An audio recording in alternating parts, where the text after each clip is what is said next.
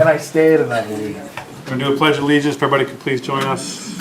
I pledge allegiance to the flag of the United States of America and to the republic for which it stands, one nation, under God, indivisible, with liberty and justice for all.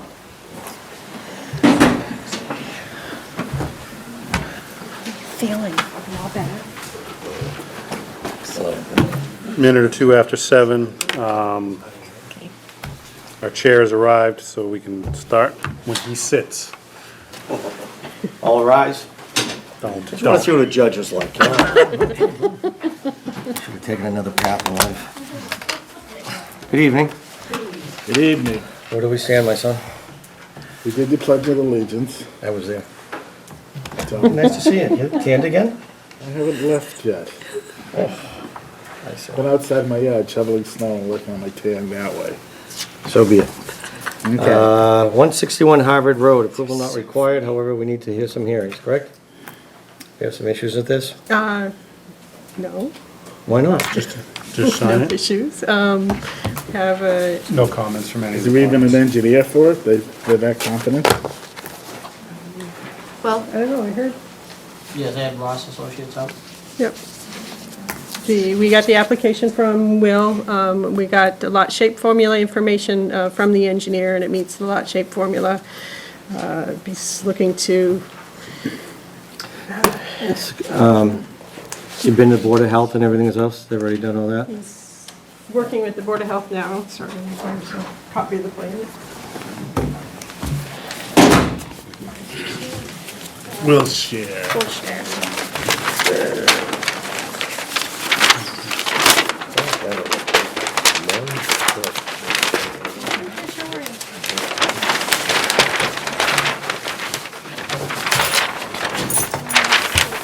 Will has a home at 161 Harvard Avenue. He's looking to add another piece of property to the side to allow setbacks for an addition. So no new lots were created. It looks very straightforward. Just changing the boundary. Video. As far as, I don't really see any problem with it whatsoever, but the only question I had was, is this one where the addition is supposed to be behind the front of the house? It doesn't matter for what the proposed use of it? It says it's on the side. Oh, I bet On this the is side, Star's but no, house. no further than, further than the front of the house? Was it- But that's I thought that was one of the things that they had in it, but again, if it meets all, if Roland says it meets everything else, I just thought the addition had to be Yes, it is. no further forward than the front of the house. I don't think it is. Looks Okay. like he's plenty far enough that way too. All right, The only thing you can look at is the lot line. right, I was just asking, that's all. All right, so as far as it looks like it meets everything as far as I'm concerned, I don't have a problem. Do I have a motion? I'll make a motion to approve with the addition of 3,840 square feet, parcel A being added to lot 2A. Have a motion? Second. All those in favor? Aye. So be it.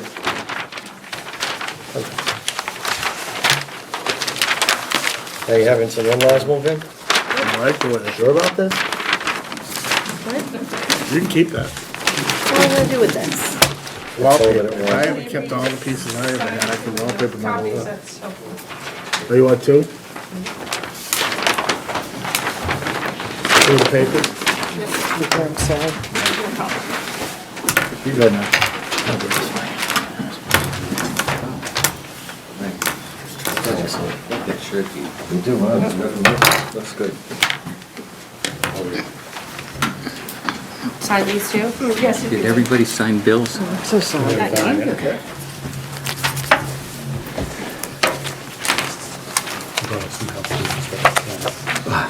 Good.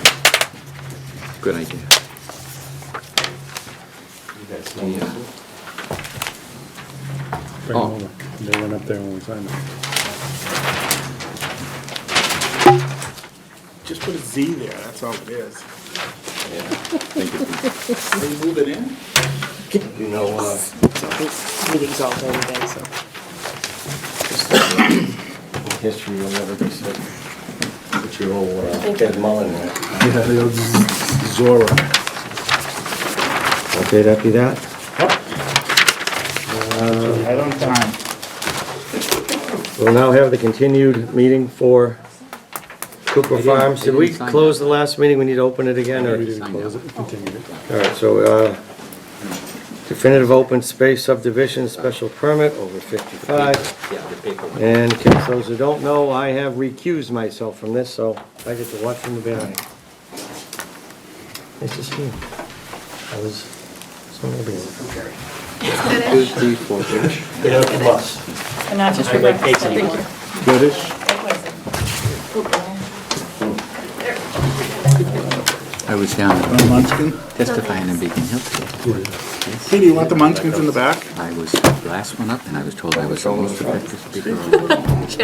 Great, give them I ammo. was the secretary of the public, that's a Usually throw them from the front, so I don't know what to do with them. approve and change Jim's the getting cheap, munchkins, boards, board. So it's, munchkins. we're gonna be, Whoa. Times must be tough for getting munchkins. yeah, but I got a chance to talk to Ben. Are you, ready over there, Mr. Mullen? I think so. Yeah. Continue consolidated public hearing, Cooper Farm Estates. It's a definitive open space subdivision special permit. Over 55 special permit, shared residential driveway special permit. Last time we left off, I didn't allow for public comment because we were running short on time.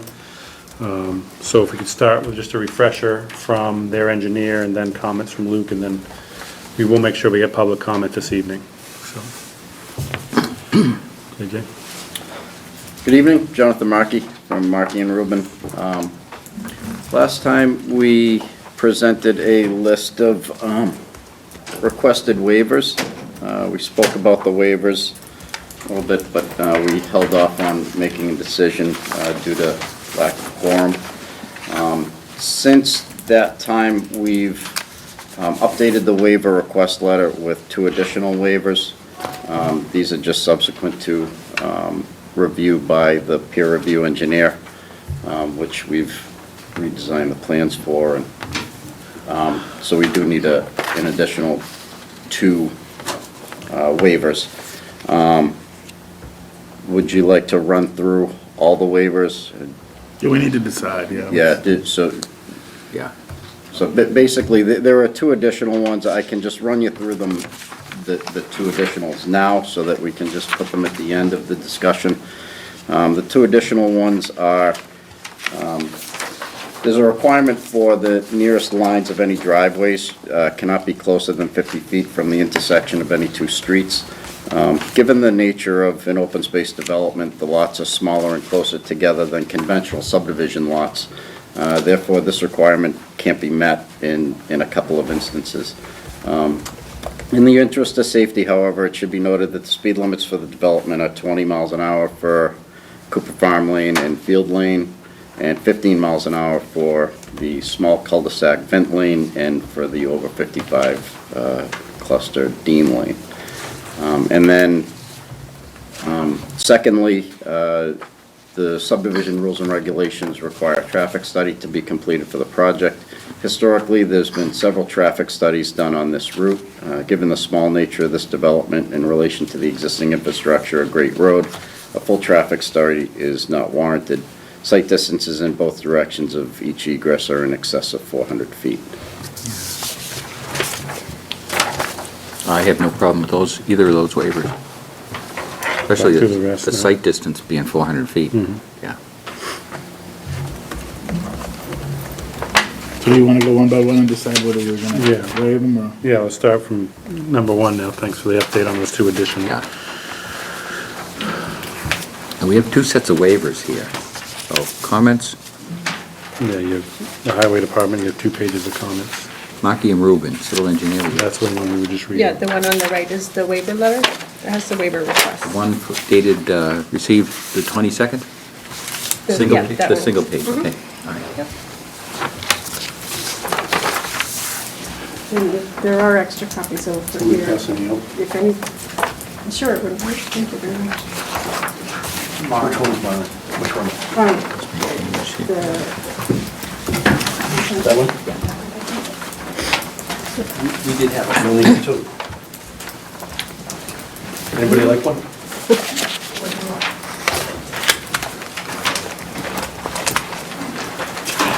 I'll read that. Lauren, we do have a comment on the last waiver, the traffic.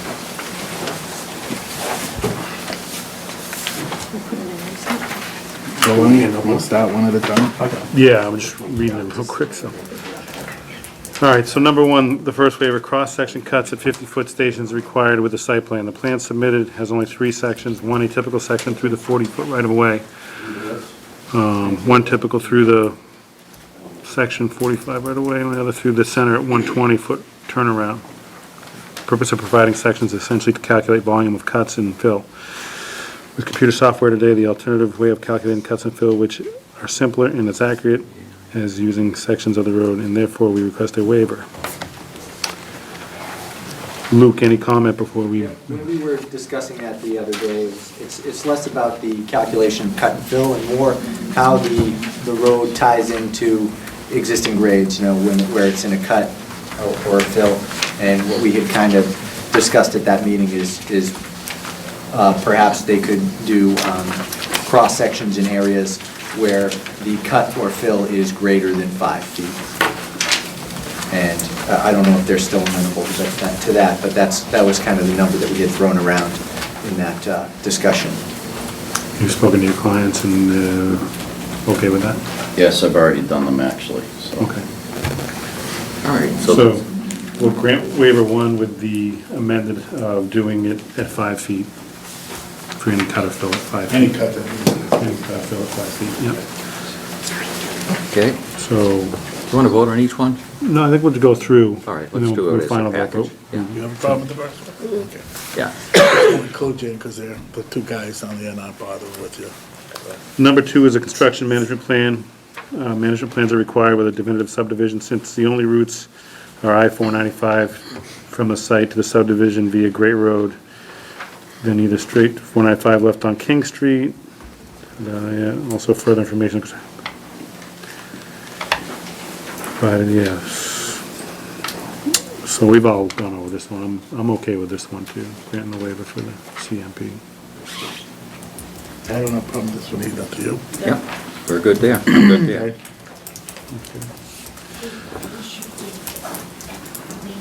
Okay. Number 3, cost estimate is provided for all construction costs within the proposed right-of-way and associated easements.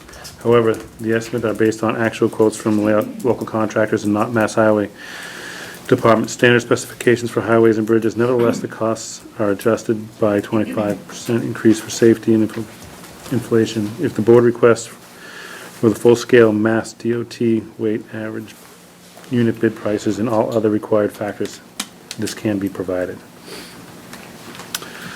We got a comment from the new DPW director regarding that waiver request. And his recommendation, if I can find it. Well, his recommendation was that for the bond amounts, you need to stick with the Mass DOT, but I think if I'm reading this waiver request correctly, it's just for the costs that are shown in the application. Yeah, to do the professional cost estimate, yeah. We don't. Right, so once we get to the bonding discussion in the Okay. future, then DPW would still like the Mass DOT numbers to be used. Yeah, For the bonding purposes? Yes. Yeah. Okay. But for the estimating, it doesn't matter. So on this factor. Correct. You guys okay with this? oh, yeah, Waiver number 4, hydraulic grade line analysis is required for storm drains. We do provide full drainage calculations for all pipes proposed in this subdivision, hence providing adequate pipe size and calculations. The hydraulic gradient analysis would provide no further benefit. And the waiver is requested. Luke, any comment there? We're comfortable with the way that they've Calculated. showed it. Okay. All good here? Good. yeah, I'm very good.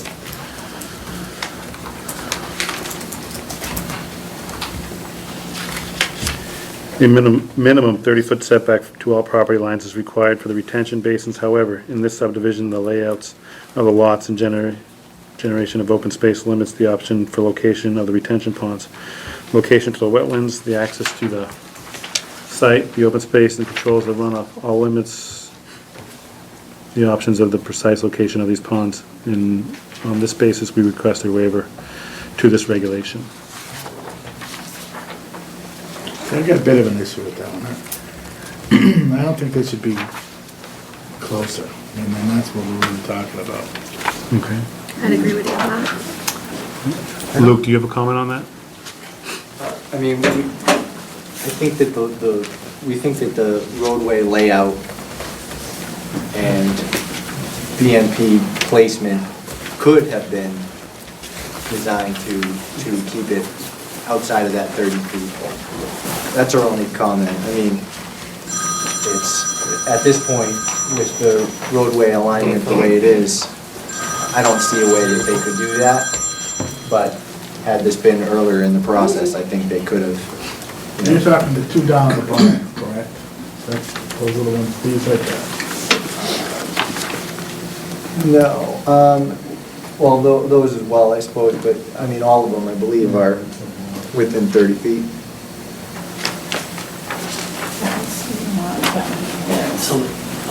See, 30 feet is good size. I think that's. There's not gonna be any, They're less than 30 feet. Yeah, That's they're the asking one. for a waiver for less than 30. but any distance is, you don't need to put a restriction on the location of the, But we of did. the, of the pond. Would you want a detention pond 20 feet from the back? Doesn't that go with the existing grading? That's how these are being built. The thing is that if they move the retention pond out, we're gonna have less open space. Do you wanna use open space as a buffer? Do you wanna take open space from buffer and make it as a buffer Yeah, I to the would, retention rather pond? than have a detention pond in somebody's backyard. They're not in somebody's backyard. They're on the other side of the property line. And that particular one, the drainage basin number 1, Is the this number grading of, Yeah. yes, that one, grading of that is consistent with the existing topography, I believe that's correct, Jonathan. So you're not going to, and can you describe that? I think you were Yeah. saying how that's, we're not looking at a big pool, we're looking at sort of a slight depression in the existing green space there. Right, these ponds are designed to be, because of groundwater and where we had the soil testing parameters that show they're indicative of high groundwater. These ponds are designed that the bottom of the pond is at grade, and then you build up the back of the pond. So looking into the backyard, this is, existing grade going down into the pond. So the only thing you're gonna see is the back of it? Yeah. Similarly with this one. That one's the same? Right, and then, so where we run into this thing with the 30-foot to property line is mainly when we look at this pond down here. In the back. See these property lines? The pond's contained within an easement. So if I make the property line come out a little bit further, it's not gonna decrease it by much, but it will decrease the open space by a width of 30 feet. So it's not actually on the house side, it's on the No. back side of. Right. It's not an external property line, it's an interior line between I don't have a problem with. the development and the It's gonna open be like space. that. If it's Right. not the Good. front and it's not gonna be the houses, then I'm okay. Yeah, with and no decks, the no, backs. And keep in there mind, won't be any those, volleyball courts inside the retention basins or No. putting greens or anything like that, right? So, and those retention ponds will be dry as a bone 99% of the Well, you time. yeah, let's hope. Okay, You're not gonna see them and it's gonna be pretty much the same topography, I'm okay. okay. Okay, next. Next. All curbing should meet Mass DOT granite curbing type VA-4 as approved by the board and shall be installed on both sides of the street for the total length of the street and on other streets for the full radius plus at least 3 feet on each end of all street intersections. Mass DOT slope granite edging type SA shall be used for the inner and outer circles of cul-de-sacs for the median island. When median islands have been approved by the board, a waiver is requested to allow bituminous berm in lieu of vertical and sloped granite. So we talked about this, and I wanted to make sure in the last couple subdivisions that were approved by this board and these sitting members, we allowed for a partial waiver. We granted Cape Cod berm or sloped bituminous with granite at all the radiuses. I know we got a comment from the director, Chris Stoddard from Public Works. You want to fill us in on that, Maren, before we move on? Yeah. Chris prefers, I'm trying to remember to say his exact words, prefers granite throughout. if I'm not mistaken. Because it's more durable than bituminous.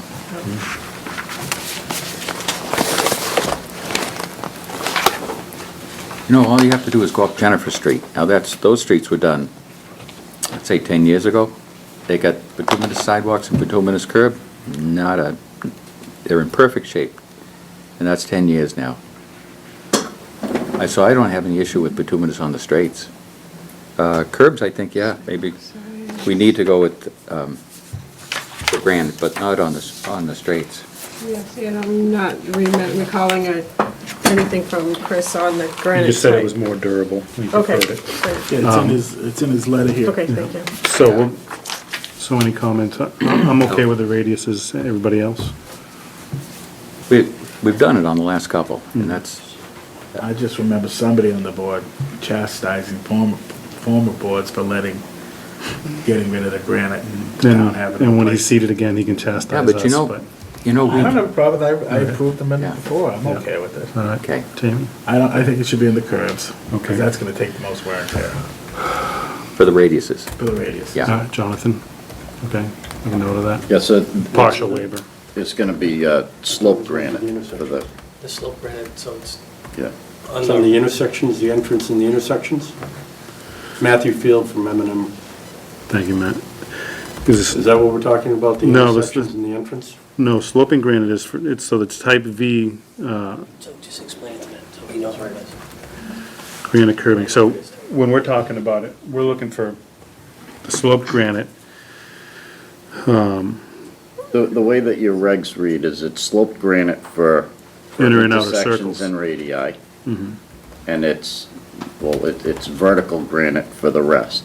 Right. And we're looking to substitute just, well, the way that you're wording your waiver is you're gonna substitute bituminous berm For straight.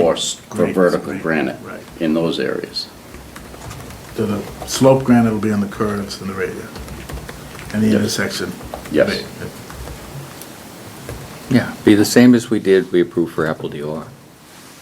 I bet the board doesn't have any granite. Not a liquor. Not Apple Dior, what did I say? Durkee Farm. Durkee, yeah, Yeah. yeah.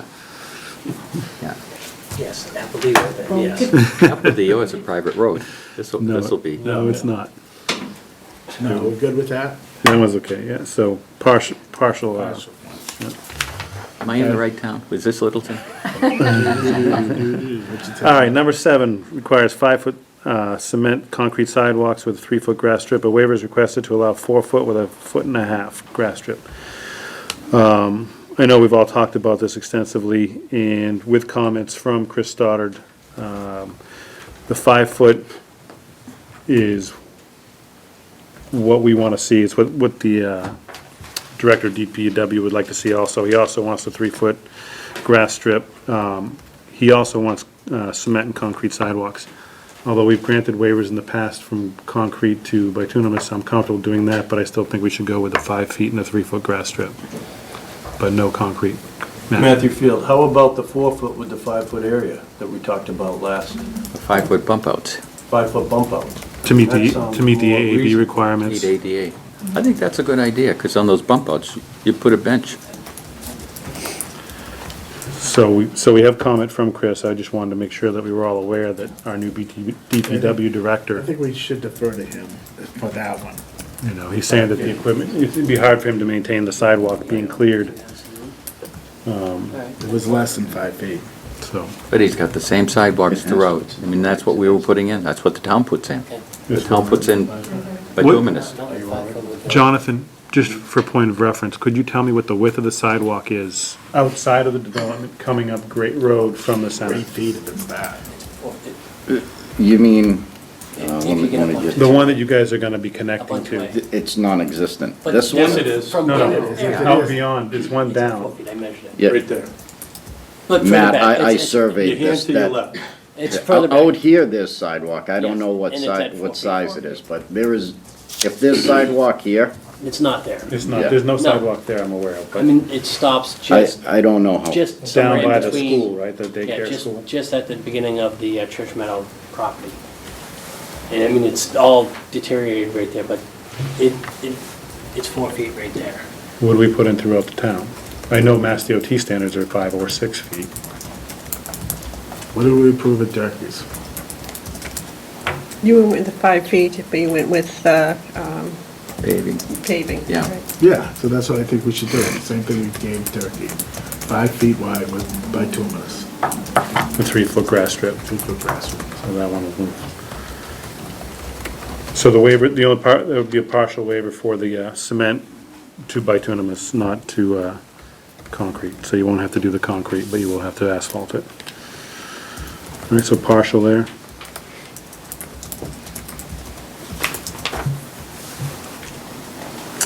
Number 8, requires all storm drainage pipes be reinforced concrete pipe. A waiver is requested to allow all storm drainage pipes to be constructed of high-density polyethylene, HDPE. I'm okay with this one. We also got a note from the DPW director that he's okay with it as well. Luke, any comment? Yeah, I mean, it's the same comment we have. I mean, it's a fine product. It's just a matter of how it's installed, and like, particular care has to be So my paid thought for is, when it's installed. per the DPW director's recommendation, I think we should grant the waiver with the understanding that you guys will camera it in 1 year to make sure that it's been installed correctly and has been maintained. Okay. All right, you guys okay with that? Yeah. All right. Speak up. I mean, Speak up. what are you gonna do? If it's installed correctly, then there's no problem. Yeah, the worry is, once it's in, if it's a rainy day, you drive a track hoe over it, you'll crush it.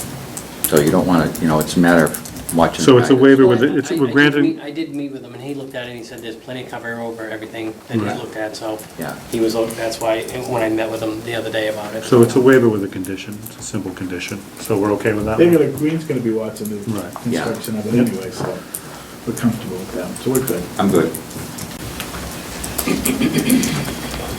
Okay, number 9, open space development requires density yield plan shows all lots can support the placement of an on-lot septic system for a 4-bedroom dwelling as evidenced by soils and percolation tests. While a significant number of test holes have been performed on-site, the requirement to test every lot on the yield plan is excessive. We have performed over 50 test holes on the site and can confidently say that all lots shown on the yield plan will support a bedroom dwelling. There was some comment last time we were talking about lots 14 through 17, if I remember correctly, that were concerned of, Right. I forget who, what board it might have been, or... That was it? Luke's comment. It was Luke's comment? Oh, thank you, Luke. And they had, Markey and Ruben had, or Jonathan Markey had indicated that he could do just some proof plans essentially for those lots demonstrating that, he would be able to fit the array system in the front yard. And I Okay. believe that's where it was left off, fine. So we'll grant this waiver with condition that they'll show the detail before the lots. And it'll eventually, it kind of, I don't know if it'll go to Jim Gareffi for his review, or... See, that's a totally different board. Right. Yeah. Well, but actually, in your bylaw, it says that you will use Jim for his recommendations on the zoning piece of it. So that's your call. Where did we get with the modeling for the 14 through 17? Did you give us a little diagram that shows? I think the reason that they were looking for more information, there wasn't any tests in that specific location, correct? Right. So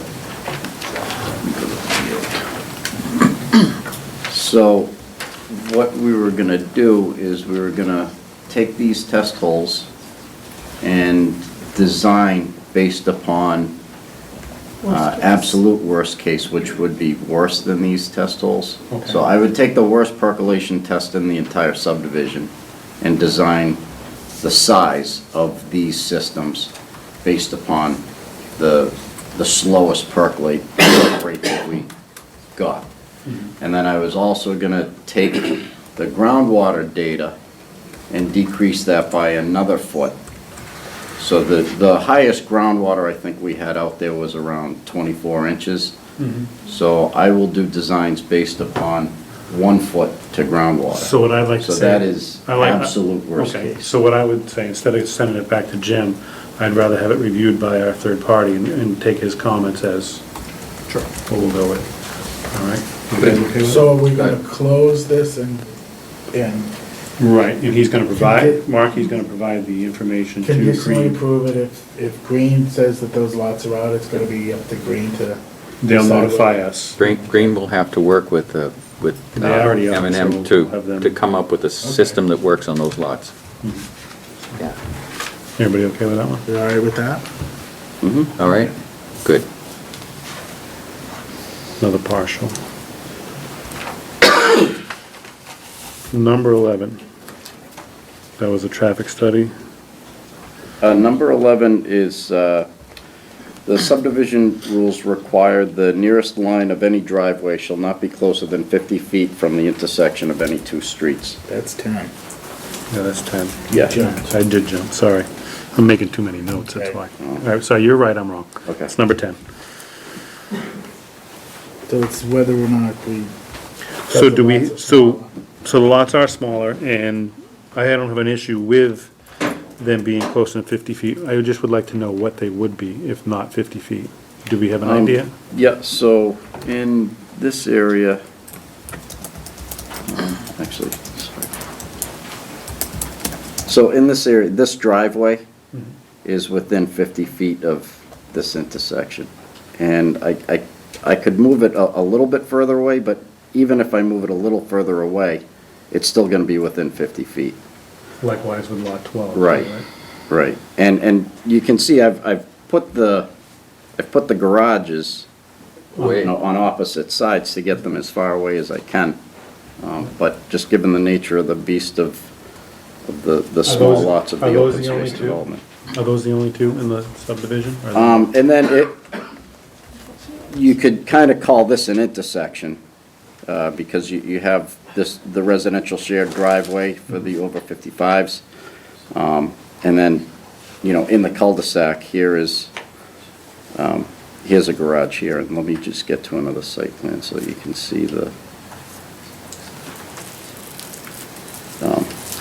Yeah, I can and see. so here's 2 others. Right. I don't think those would necessarily apply. Yeah, I would agree. Yeah, It's not really an intersection. Yeah, so it's really those 2 It's up top. those two. Yeah.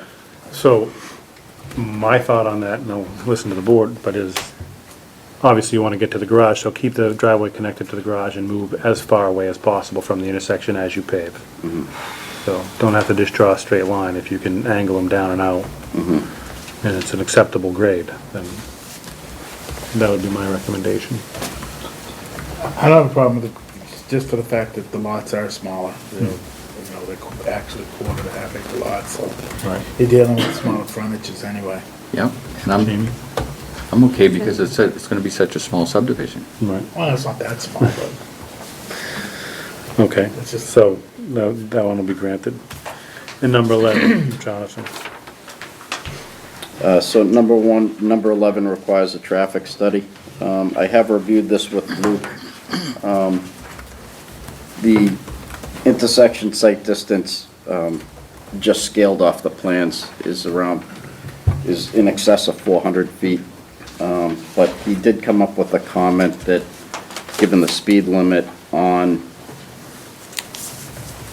Great Road, 400 feet is actually, it needs to be more than 400 feet. So I know that it's over 400 feet, it's very far. I would have to actually survey the stopping site distance and just to label it on the plan. But as long as it meets DOT for the 45-mile-an-hour speed limit, it shouldn't be an issue. Jonathan? Oh, sorry, Luke. And so Jonathan covered that pretty comprehensively.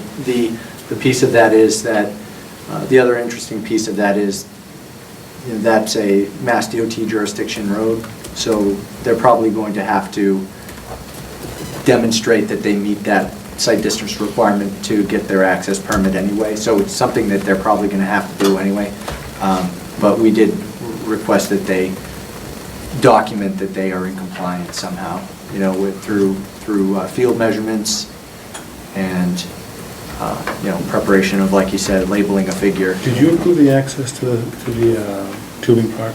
Is that a DOT access? That was a secondary means of egress. It's their main, But it's still a road cut. yeah. But it was only gonna be seasonal. Remember when we did it? Yeah. We were reluctant to do it, but we did it anyway. It's a seasonal.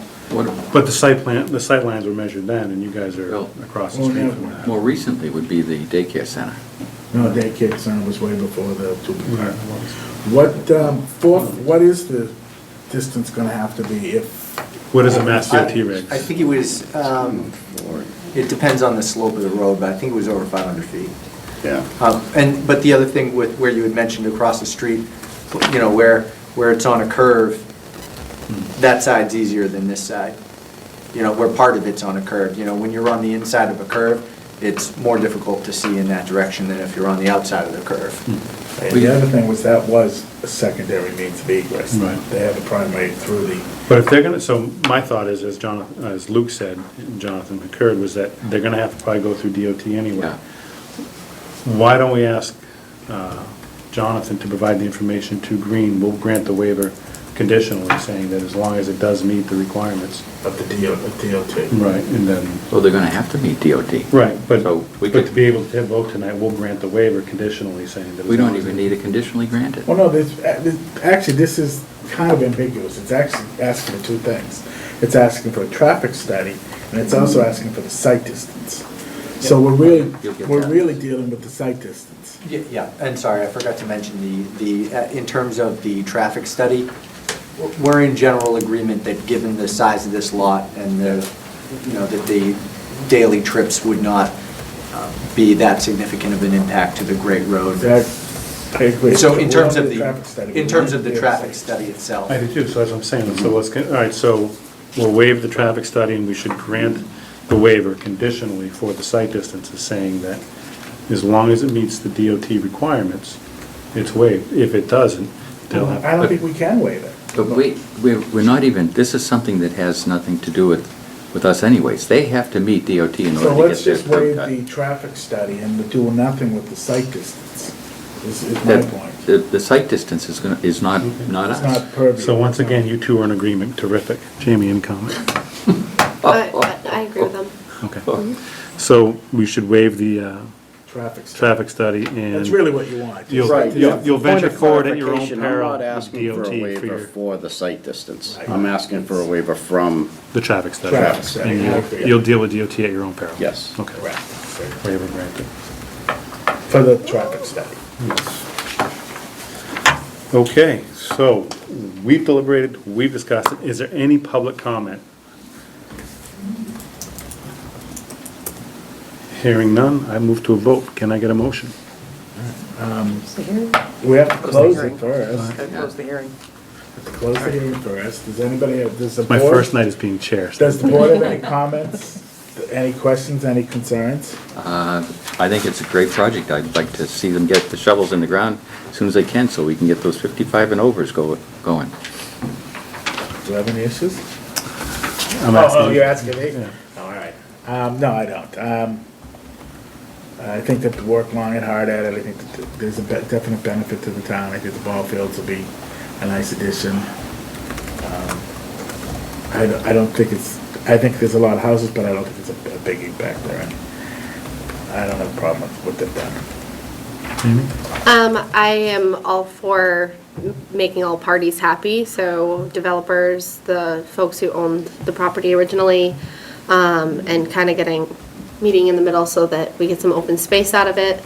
And we get the 55 and older. So I think this is a pretty good team effort. I think we can make a lot of people happy. Kind of be in the Ed, middle. what do you think?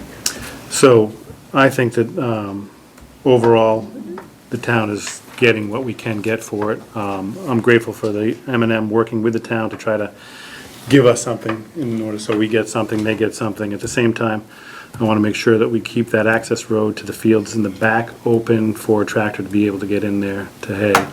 I look forward to the trails that you're going to put in. The 5-foot sidewalks will be great, everybody will be happy. And also grateful for the 12 units that you guys have put in perpetuity to the town. as affordable units. So thank you for that as well. Thank you. At this time, I'd like to close the hearing. Motion? Close the site Close. plan, special permit. Yes. You're closing them all, right? Yep. So they were all, Do we need to close them individually, Maren? Nope. All right. Make a motion to close the, site. Open space subdivision special permit, the over 55 special permit, and the shared residential driveway special permit. You see that? The two of us are working together. this is amazing. Did you second it?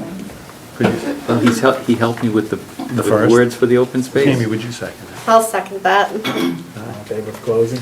All in favor of closing? Aye. Aye. Now we need to vote them. See, your expertise and experience is, My bag's packed, my No, you suntan cannot. lotion's there, my short, I got listen, shorts on. listen, we're gonna get you for 5 more years, don't you? Oh, worry don't, yourself. Mark, don't tell us about your shots, please. All right, All right, so can I get a motion to approve the waiver requests? Motion to approve. I'll second that, All in favor? Aye. Aye. as discussed. As discussed.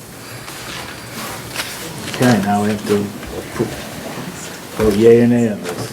Now you need 4 votes for all of them. Exactly. We have no draft decision. How about if How we, much leeway are you giving me?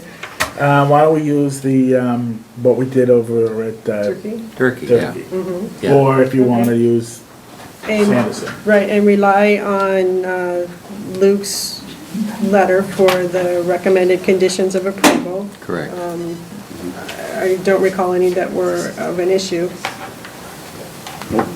So let them and town council work it out and we'll Yeah. conditionally approve it, subject to Yeah, final wording. final wording from town council. Is that good? I haven't heard anything that would No. stop that up. So that's your motion, can I get a Okay, second? I'll second that. All those in favor? Aye. Aye. Aye. Thank you. So approved. So, All right, folks. Good night. yes. Thank you, everybody, for coming. Thanks for your hard work, folks. Thank you. Thank you. Thank you.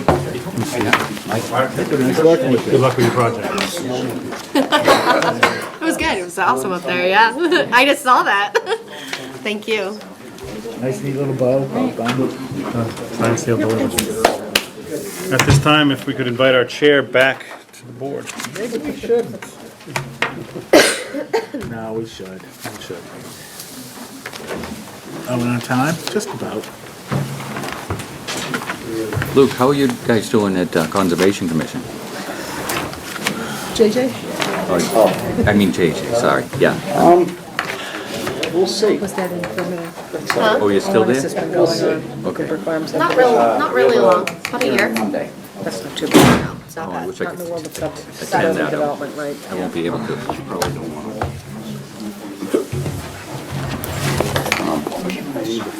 How many over 55 units are in? It's 23, Say it's like 2,000, yeah. something like that. Okay. They're able to market them. Yeah. It's harder than it used to be. I mean, you're actually on time, well done. That's because the 7:40 is not available this week, so I'll schedule him at the next meeting when he's available and you are. Who's this? Just with the distribution drive. Back all right? Everything's good. Back on time. You're back good? Everything okay? Yeah, it's terrific, huh? Because you bent over awfully hard there. Just curious. You think so? I resent that comment, Mr. Chair. No, I You think he's resemble right. that remark.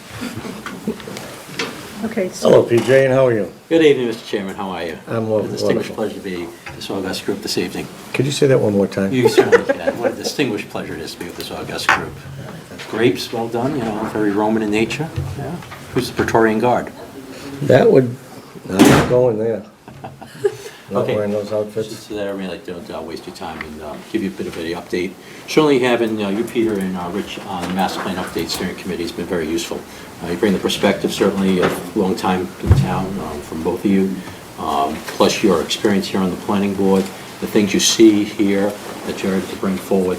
So you guys have had that visibility and input simultaneously, and I think that's been very useful. So as between you and the Board of Selectmen 2 years ago, as you put the whole thing together, I think it's worked very well, because we do indeed have people from different constituencies that are represented. Did Peter pay you to say that? Well, in a moment, I'm going to say what he's actually paid me to say. I guess I can save it for now. The most handsome devil we found in town. So, Thank you. So, everybody else are angels. pretty sure the rest of this, you guys better be wearing boots. All right, so moving on, next slide, please. Okay, I'm here to give you an update on where we are with the master plan, and now we're getting down into the very close days now. Next, please. Okay, these are the major areas that we identified very early on in the process, and Judy is here tonight with us also, as you know, Judy Barrett well, leading the consulting team, RKG, with us. And these are the major areas, and certainly legislation, the statutes cover a lot of this, but then these are things that we were interested also. So it's not just because of the legislation, it's not just because statute requires us to have a master plan. We decided as a community that we indeed wanted to have one that's going to help guide us. And as Mike Fontanella very well put in the very early days of this, is that it's an overarching guidance document for leaders of the town. So folks such as yourselves here on this board and various other boards and commissions here in town, to use it as that sort of document. Next, please. The priorities, they're unchanged from when we started. We're a small community. Certainly we enjoy the character that that small community brings. It's grown, and there's certainly some people here in the room that have seen it, from 6,000 to a little over 9,000 now. I don't know that anybody's here. As I look around, was here when it was 3,000. No, nobody's here. When there's only 3,000 folks in town. But there are still some people living in town when it was that small a town, if you think back. But it's not too many years ago in the big picture of things. We want to assess where we want to be in the next 10 years, but also the intervening years. What it is we get from where we are today through those next 10 years. So it's not just we're here today and now what is it in 10 years, it's what are we doing in between to achieve that goal, but then also the goals, those intermediate goals between now and 10 years or so from now. So we want to look at some new concepts. We could stay status quo and change nothing as we go through this process. But that's come loud and clear. That's not what the folks in town want. We don't want to be a condominium community. That's certainly been made very clear. We don't want to be high-rise apartments. We don't want to have heavy industry. A lot of the way the town is today, we want to be able to preserve that, but understanding growth is going to happen. So those new concepts to help work with that growth, and certainly you guys and gals have a very big responsibility in that area on the planning board. The funding details, we didn't want to make a bridge too far, so to speak. So whatever it is that we wanted to happen, whatever we want to happen, certainly we have to be affordable. And the plan is going to work to that also and give us details. How do we measure where we're going? What kind of alternatives we have, the various recommendations, the capital improvements, the needs, the priorities, and we'll offer some of that prioritization when the master plan actually comes to you all. And then the town's values. And you can say, well, for everybody that's in the room, certainly our values are, I would offer it somewhat in the same direction, but certainly there's course corrections and there's slightly differences on the margin. But certainly as we've gone through this, I think that's what we've seen a lot is those differences are really on the margin. There was really nothing that was diametrically opposed to the various thoughts that we've come up with up to this point. Then, how do we keep it going? And there'll be more on that later. Next, please. Okay, our consulting group, and as I mentioned, Judy Barrett is here tonight. She's going to be speaking to you here in just in a moment also about another subject that dovetails into this process. Next, please. Okay, the goals. They're the same goals. I won't read them out loud because everybody does know how to read them. But you see we've bolded the general areas. So stewardship, how we're going to keep the town well. What do we do? What's our responsibility? Community development can mean many things to many different people, but in essence is we are a community. We feel that sense, and certainly a lot of people that participate in this process brought a sense of community. So how do we continue to develop it within that context? The good services and jobs, the local economy. Certainly we want it to be something that's sustainable and that's something that contributes to the community. Where are folks going to live? Now you just had on the table here moments ago a new subdivision. So certainly some people are going to live there before very long. And every one of our houses at one time was an apple orchard there, a pasture, woods, or whatever. So how do we look at the rest of the town and where we're going to try and steer development as best we can to meet some of these goals that we're talking about? Next, please. Getting around town, we've talked about the sidewalks. Certainly we know there's a breadth of sidewalks here in town. Bicycle pathways, it's tough. A lot of our country roads make certainly bicycling and walking somewhat difficult. It's just private home and it's to other community, but driving home from work today through Acton and Concord. Very winding road, Strawberry Hill Road, if everybody's familiar with it, you get off 2A by Donlands and heading towards Concord that way. And certainly a lot of folks in that community like to walk on roads and you see the curves and stuff. So just it reminded me again tonight, just on the drive home from work, the importance of the safety and folks wanting to do that and how do we help them get there. And that's just one little piece of this when we start talking about Crosstown Connect, last mile, things of that nature. And certainly it's our tax dollars that we're going to be using to do this. So we want to be good stewards of the tax dollars also. Don't want to lose sight of the past, but certainly we have to have vision to the future as we do move forward. And then good government through it all. So the work that you all do, what the selectmen do, the various other boards and commissions, and how do we work it all together, come together, and it's a unifying, coordinated effort across the entire town government to get this to work the way we'd like it to. Next, please. Okay, the schedule that we've up through so far, and where are we today? Just before the public hearings. What are we, the 22nd of February right now. And we're looking for this puppy to be approved by you folks within the next 2 months or so. I'm going to get a little more definitive here in a second. But I'd like you to see the bottom line there, implementation, evaluation, and calibration. But as soon as this plan is approved by you all, it's going to be changing. Let's just be aware of that. Or at least there's going to be tweaks and little bits of improvements as we go along, but that goes through the entire process. So that nobody should feel bad that when the plan's permitted, the next day we say, you know, we didn't think about this, how about that? That'd be great, actually. I would welcome those sorts of inputs, and then we start tweaking as we go along. Next, please. Okay, the recommendation areas. RKG has come forward and has given us draft recommendations up to this point, and as an entire committee, we spent 4 hours last week right here in this room going through it. Those are the major areas. I'm not going to delve down into the actual recommendations because they are online, and I would like to encourage folks who haven't seen it yet, please go to our website. You can see www.planlittleton.org. It's on every one of the slides. Go there, please, and do look at those recommendations. And we have asked for inputs, too, from the community. So there's a process there to give us comments. There's a comments resolution matrix that's included there. Fill it out, get it in, and get it tomorrow, please. By Friday. By Friday, this Friday. We will always take recommendations and inputs from folks.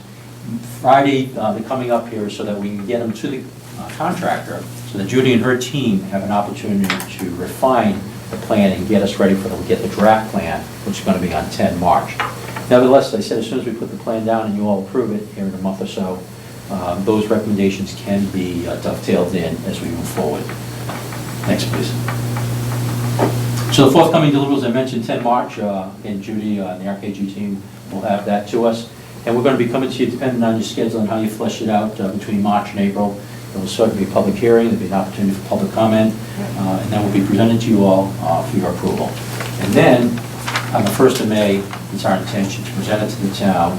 And certainly, still for input, one of the thoughts we had, and seems to be gelling in this direction, and that is, we make it as part of Article 2 of the special town meeting, reports to the town.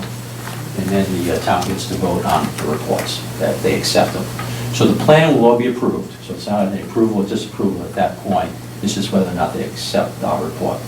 So that'll be coming upon us to do a good job there and present well that day. Next, please. We talked about money, it's town money. $213,000 the people of Littleton have given to us to spend on this process. I want to take you to the bottom line here because I think we've been making good progress there.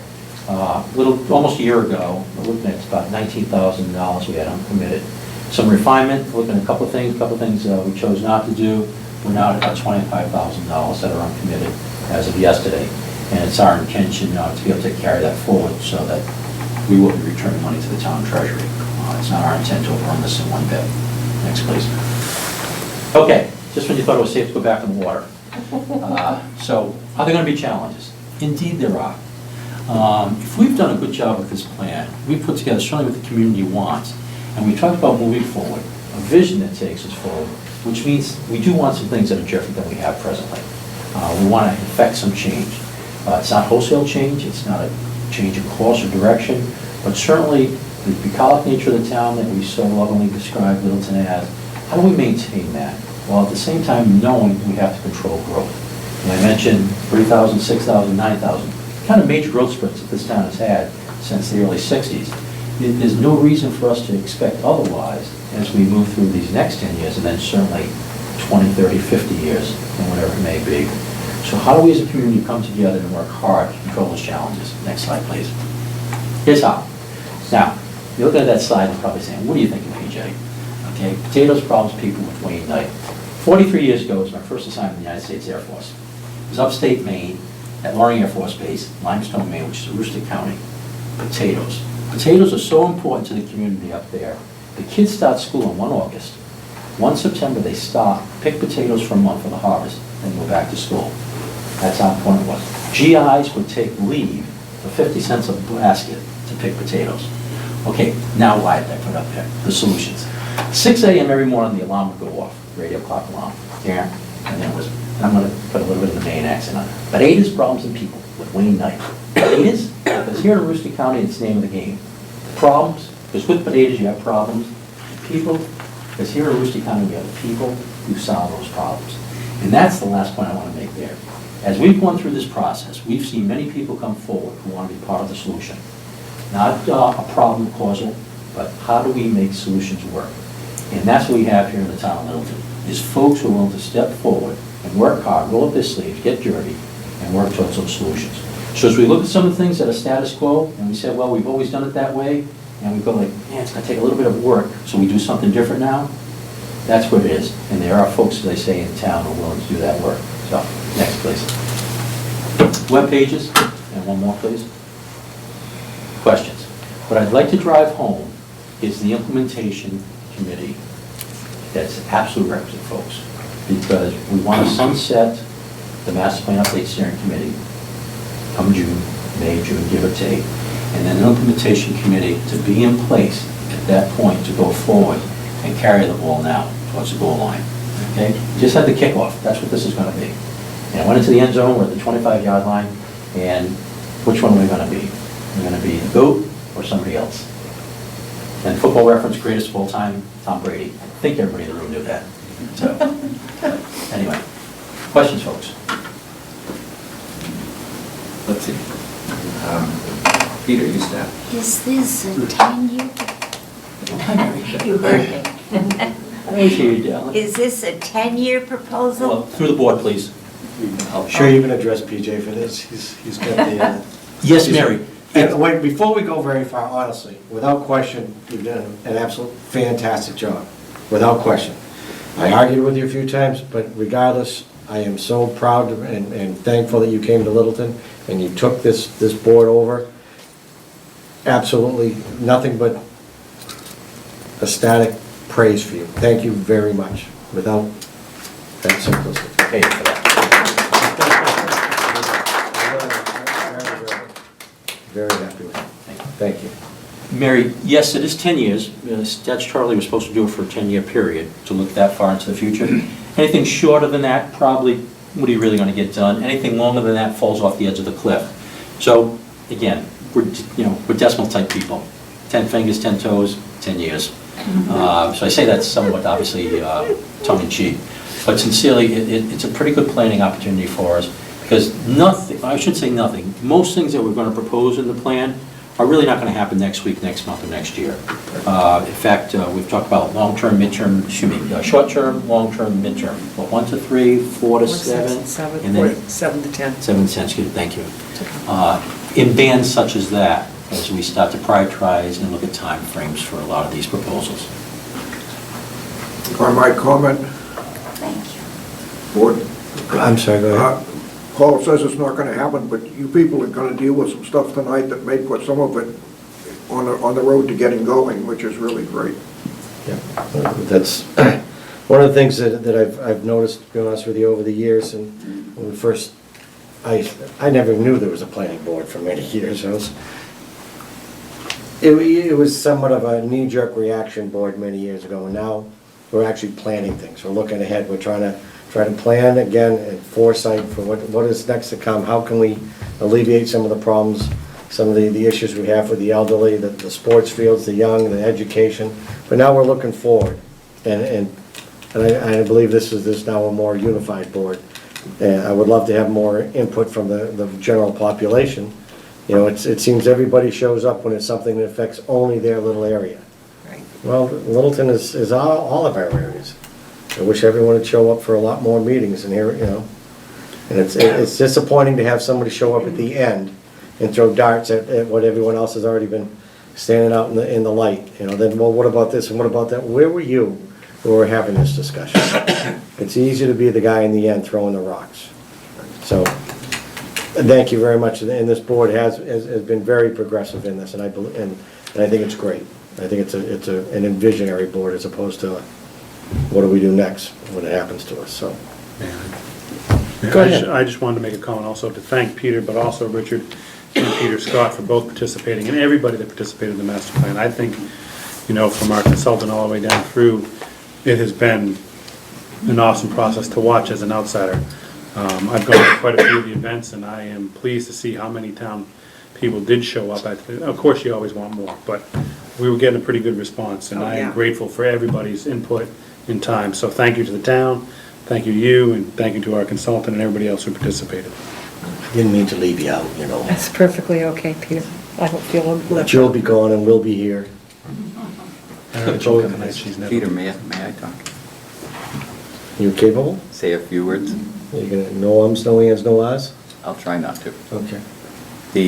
I was around for the last planning, town master plan, and it was interesting. I mean, the two are like night and day.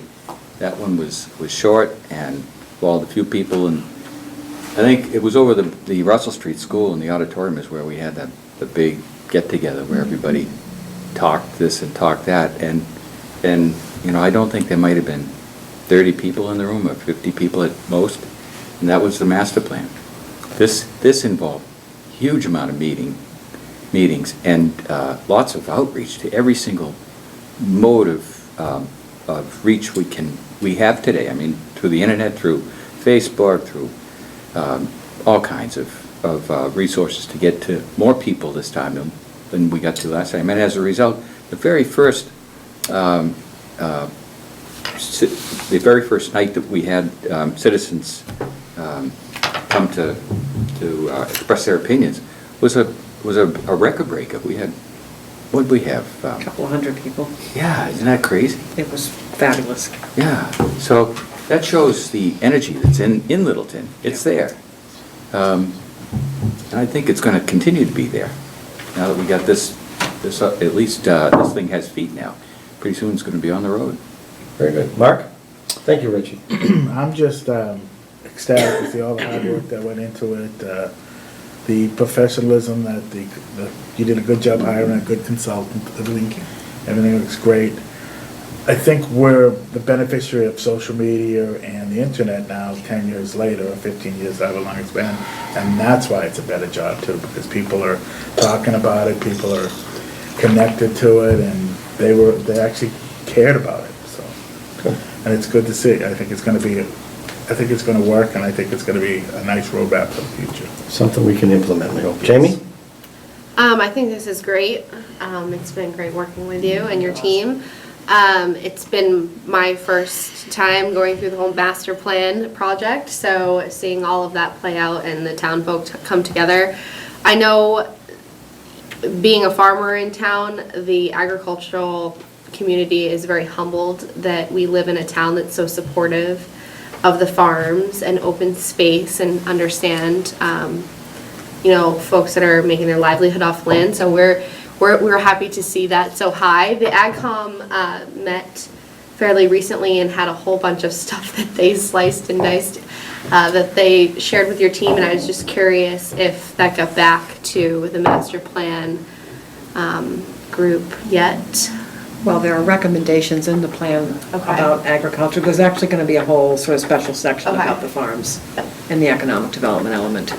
And as I said, I did receive a document that had certainly many suggestions and recommendations included in there. Some of them of a granularity, a lower level, that is a policy and decision-making of various boards that are not specific to master plan, but generally, the fact that you talked about your livelihood, one of the things that was recognized well is that farms are indeed a business. So it's just as anybody else's business. It's your livelihood. It's how you put food on the table, pun intended. It's how you live in your house, and you buy clothes, on and on. So that's recognizable. And the beauty of it is, it's your business, but when I drive by your farm too, I can look out and go, that's pretty, and enjoy it from that perspective. That was recognized by folks. And as Judy mentioned, certainly it speaks to that in the master plan, and you'll see that, some of those recommendations that were made, and then as the actual implementation stuff, and how to work with some of that. Excellent. Aside from just the, I'm sorry. aside from, again, just, you know, the selectmen, PJ and some planning board people, whatever, there's some locals, you know, some of the residents, Mike being one. I'm sorry? Bartlett. Yeah, Bartlett, I'm sorry. And again, it wasn't often that we didn't have a quorum, but it was great to have a lot of people just come. And I appreciate all your help too. They were using words that I didn't know what the hell they were talking about. It came out in the end, and I'm very happy with the outcome. In closing, we had, Peter's extensive experience, having lived here in town just about his entire life, to Anna Houston, who's lived in town 6 months. Yeah, And all of us in between. Great. All right, so now we've gone a little bit past. You will be staying, I hope, for the presentation. All right, thank you. So we're up on, we're good to go? Yep, we're good. A couple things on the schedule. You can open the public hearing on the master plan and on the upcoming zoning bylaw amendments on April the 6th. That we can continue them on April 20th in preparation for a town meeting on May 1st. So we can meet that schedule. And then tonight's schedule, I scheduled board business at 8:15 in case anything else canceled, but I'm hoping that you guys are available to keep this discussion going with Judy for as long as is needed tonight. Do you want to try, the bills and payroll, we should be fine with getting most of that out. We could almost sign it as we go So we along. did it last week, so we're really gonna. Yeah, there shouldn't be much on our plate, correct? You didn't send around these last time, so Huh? I'm happy to send the bills and payroll around right thought now, we so said- we don't have anything else for it. Well, regardless, the dates are the dates. Now, am I opening a meeting, closing a meeting, just continuing, just having at it? It's let just a Judy talk. discussion. So, my love, Hi, good to have you back. nice to be back.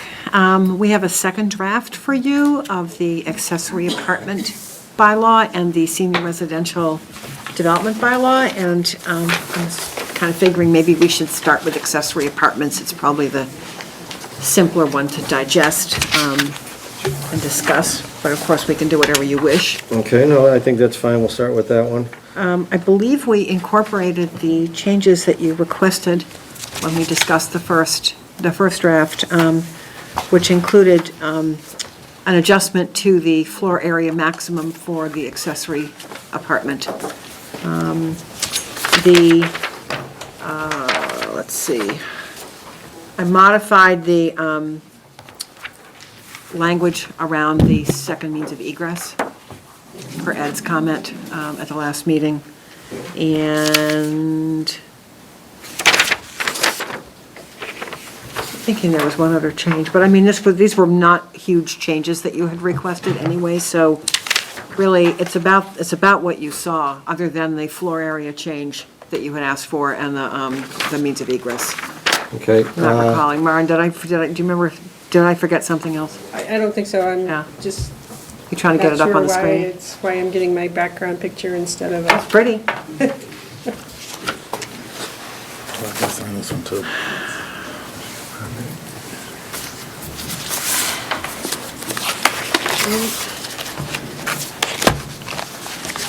So I don't know how this actually goes on your town meeting warrant, because everybody does this a little bit differently, but what I'm used to is if you're dealing with a section, there will be to see if the town will vote to amend the zoning bylaw by modifying Article 8, or Article 13, rather, and then there are 3 parts to it. That's how I wrote it. Now, if town council wants me to break it up in a different way, I'm happy to do that. But there are 3 things that need to happen. I mean, one is amending the table of uses, the accessory use section. Another is providing the standards, which is really the bulk of this bylaw. And the third is modifying the definition. So that's why there's 3 parts here. And that's probably how we'll present it. I kind of thought you would want to, so I just tried to break it up in a way that I thought was intuitive, but, I mean, again, I'm happy to do whatever you Oh, we'll would like. probably do it the whole thing and people will look at it and. Okay, It's just that you've got 3 sections of the bylaw that are affected by this, okay. that's all. When I was reading it just recently, I thought we had, the accessory apartment, if you don't mind, Of course. we'll go with B in the very first part of it.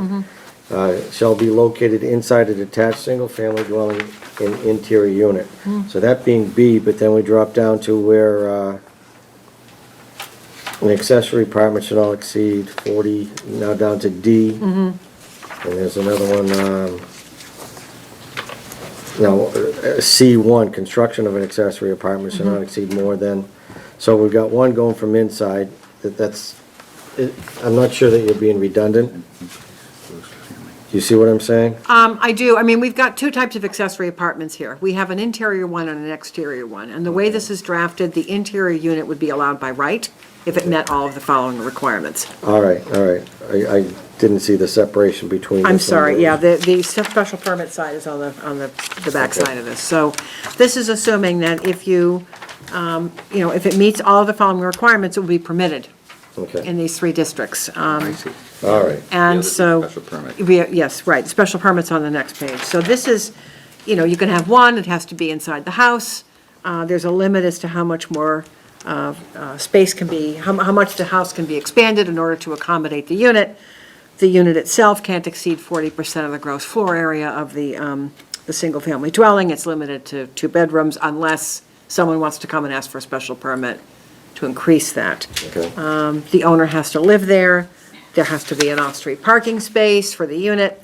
There has to be a separation on the driveway side next to the lot line so that someone doesn't have a car parked right next to their property line. And then you hit the accessory apartment by special permit. And this is where the board would have the authority to grant a special permit for an exterior unit, or a unit that exceeds 40% of the floor area, or one that's exterior, as long as it meets some of the requirements that are stated above, and that you determine the exterior appearance of the accessory structure is compatible with the principal dwelling. So it's really, I tried to keep this very simple and straightforward. Yeah, I don't want to leave a lot up to conjecture, somebody's, opinion on interpretation of what it said. I really like to see it black and white. This is what you're allowed, that's not what you're allowed. So the more precise it is, the better I believe it to be. Any, Richie, I'll start on the left. Yeah, is there, it starts with the accessory dwelling shall be permitted in the residence, village, common, or business district. Why would we want to limit it just to those three As I think that's districts? where single-family dwellings are allowed by right. I went to your table of uses, and as I recall, those are the districts where you allow single-family dwellings by right, so that's where you would allow this by right. But don't we have I don't have your single-family zoning. houses in some Well, of you our may have them, but I'm industrial not sure districts? they're permitted. I don't have your bylaw with me, I'm embarrassed to tell you, I left it at the office. but- But even if Can they're I- there- Can I piggyback on that real quick? If Yeah. we have a pre-existing non-conforming, could they do it by special permit? Oh, absolutely, That was my, so Yeah. there's a solution. Okay. yeah. Most of them predate zoning anyway, so Right. they're by right anyway. Okay. All right, I'm good. I think it picked up on all of the points that we brought up at our last meeting. So in that, see, it's an easy answer if it's a non-conforming dwelling that's in one of these districts, because the non-conformity would be dimensional. You're talking about a situation where a single-family dwelling is non-conforming as to use. Correct. That was my ask. I would not say this would allow that.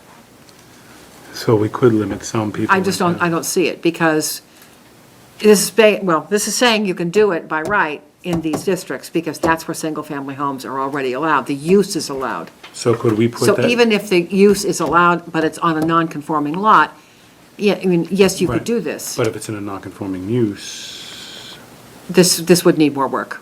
so my only thought would be to add that on the Wouldn't it- special permit.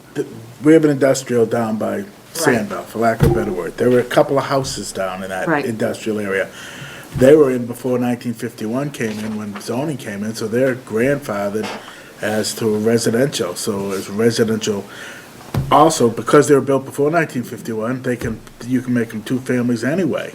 They don't even need to come to, before this board to Even get in a that permit. district? Even in that district, because they're grandfathered non-conforming. That's a ZBA question, isn't it? I don't even think it's a ZBA question. May we refer to a ZBA member? Do you mind?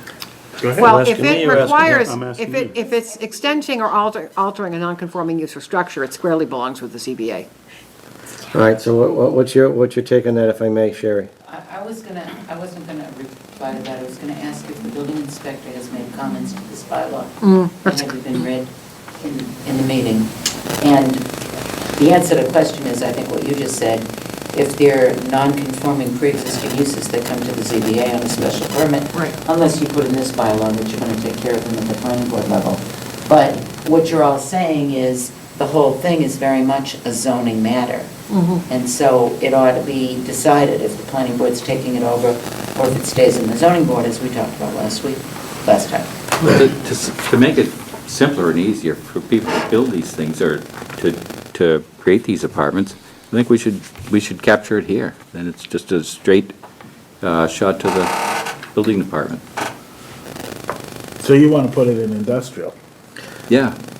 The other Right. way you can do this is instead of having the applicability be to districts, you can say an accessory dwelling that conforms to all the following requirements shall be permitted in any detached, single-family residential dwelling, Period. period. Don't limit it Bada to boom, any bada district. Yeah, I'm with cuts to you. the Do that. chase. Then that allows those maybe one or two that we wouldn't capture. Do you have any concerns about that? No. Okay. Good. Okay. I mean, that would be the way to just change the applicability, and then I need to think about part one, which is Okay. where you're touching the table of uses. But, I mean, I think that gets to the question that you're asking. Great. Okay. Sherry has a question. Excuse me, Peter, I just had another suggestion, and that is, this bylaw seems to be worded backwards. It needs to say, the definition should be the first sentence, or the first part of it, and then interior and exterior accessory units should be defined the way you just mentioned it, and then go on to what you're saying in here. Because logically, somebody reading this, as Peter and I just did in the back here, are getting mixed up what's interior, what's exterior. And you said it, but there's no distinction. Yeah, the in reason I wording. didn't do that is that I don't want to encourage the town to have a definitions section in each subsection of the bylaw. Your definitions should all be in one section, so you have a definition section, and there is in fact a proposed definition change for the definitions. Then just put in It that could be put section, there. the interior It could and be put there. exterior It could be put distinctions. there. Yeah. Yeah, I don't have a problem with that. I like that too. I like the definitions being its own section. Yeah, It it's, makes it much easier to they read get as well. scattered and it's a mess, so. Yeah, it applies to this and not to that and over this one. Good. If you would, please. You happy enough? Thank you, Sherry. for the recommendation. You're good with it? All right down the board, we're all happy with this? Yes. All right, with little change that we've made, we're good? Just one more comment, Peter, and you please. said it, 15, the 15% limit, I just did some quick math on it. Many of the ones that came before the zoning board were in houses that were smaller than 2,000 square feet down at the lake area. And if you're looking at a 2,000 square foot home and a 300 square foot in-law or parent apartment or accessory, nobody can live in 300 square feet unless you're talking tiny houses. Yeah. So I worry about that 15%, that's my. Yeah, that actually. Yeah, that's and that's a policy issue I'm looking for guidance for. I mean, some towns don't allow any increase without a special permit, and I was trying to provide some wiggle room here for a house to go ahead and have an accessory apartment with a modest increase. If the board wants to increase that 15%, that's a policy decision, and I'm open to any direction you would like to provide. So in the definition, or in some definitions I've read, that I think a 15% increase of the gross floor area is they're gonna be taking some of the space from the existing structure anyway. Right. So if they're capturing 500 feet of the existing structure, and the people that have a 2,000 square foot home are gonna limit themselves to 1,500, so that a family member can move in or increase their income. Right. You know, you're now offering an 800 square foot, one-bedroom apartment. I think that's reasonable. So that's why I think, especially in a lake area where you have small lots, you're not gonna wanna see much of an increase because of, Well, let's say you have Land use. a 15 or 1,800 square foot cape, call it 2,000, make it easier. And you have a two-car garage that's 26 by 32, and you're gonna put the accessory dwelling in the second floor of the garage. Well, if you're going with 2,000 square feet, that's only 450 square feet. So that, to limit it by 20 by percentage, 24 is 40. I get you. No. by percentage alone, I think is what, so we had, Sherry and I had. An exterior unit is not subject to that limit. Well, it's still connected to the house. I mean, if Oh, you you're have talking about, I thought you were talking about Attached detached an structure. attached garage, so if we turn around and say not more than Yep. 1,200 square feet, which is a fantastically large area for somebody.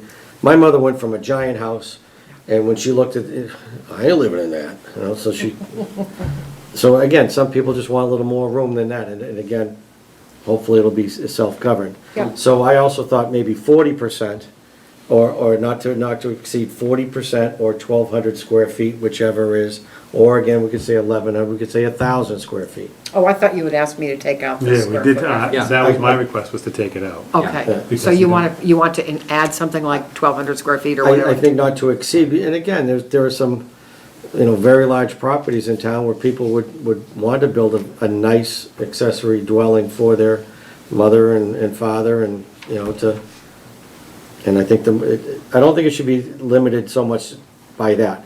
I also know that at some point in time, you're not gonna be able to put anything much bigger than something.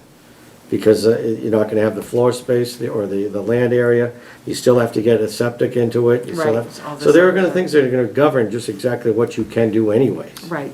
So, but I think that to limit it to a 15% may not be advantageous. No, I agree. But instead of going. That to is, 12 that is a pretty standard, just so you know, Right. that is a pretty standard So for my by thought right. would be so my thought would be to, instead of going back to the 1,200 or 11 or 1,000, leave that out because that gets ambiguous also. I say go to 20% and then you can capture most of it. I'd say go to But even- 40%. Well, Or- but again, that's- 20% That we of, can debate, I agree, but I don't Well, you're wanna put- allowing by special permit someone to go over 40%, the way this is written. So if they have the 20 by 24 garage and they can't meet the 480 square feet, it's gonna exceed the 15 or 20%, it just goes to special permit. but again, now we've turned around and we've made a decision that we get to control somebody's property that may not be. I'd rather, I would rather see it Not rest on us. not rest on someone else's decision to decide what I can and can't do with my property, rather, we are now, obviously, but we're But it's making it a blanket. blanket for everybody, not one particular person to come in front of us. But what we're doing is creating So rules. I would like to see, not to exceed 1,200 square feet, which is huge for any two-bedroom apartment, for crying out loud, and then some form of percentage-wise that would also fall into So it. shall not exceed the greater of 40% or 1,200 square feet, That, is Okay. that, Yeah, except that by works. special permit from the Yeah. planning board. except for by special permit, then you gotta show me a good reason why you want something that big, That's perfect. all right? Yeah. How does that sound to the populace that's present? Yeah? Look at all the nods. It's like the dog in the back window, remember that one? Okay, good. If you would, please. All right, so we can put this one to rest for the most part? Yes, with that one, Jude? Any more comments from anybody? No, we already got all these, we're all done. Okay, now we're going on to, Can I just make a comment that I think this is a great segue into what we're doing next? sure, make that great segue. Thank you. Do we want to vote on this now? Individually? We just did. No, we didn't. We don't even need to really vote on it. do we? What we'll do is we were asked Judy for an updated version. The final tweaking, Right. and then we put our You're gonna blessing. ask- Right, you're gonna ask the selectmen to put it on the town meeting warrant, and hold a public hearing. And the public hearing you can schedule for April.